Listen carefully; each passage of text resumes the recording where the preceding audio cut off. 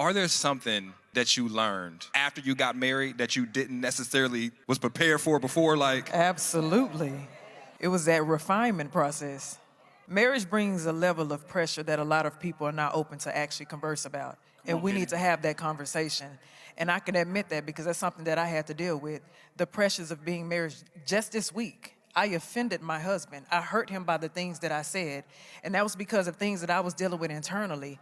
But I have to realize that in that refinement process, because when we talk about marriage, this is ongoing, every day, constantly showing up. You don't get no breaks. And since you don't get no breaks, right, and you can't get away from that person, you have to realize that I am living with this person every single day, and I always have to consider somebody else. In that refinement process in your marriage, your patience is tested. Your accountability is tested.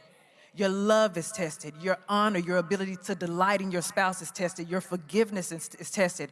And I don't think people realize that when we talk about girlfriends or boyfriends, that's cool.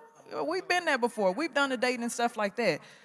But when you step over into marriage, there is a heavier responsibility that comes there. Your moral reasoning is tested to the highest degree, and it takes a level of spiritual, emotional, and intellectual maturity to sustain a marriage. And that is something that a lot of people in relationships, because they feel like in relationships, we can leave. Oh, in marriage, you ain't leaving, you fighting.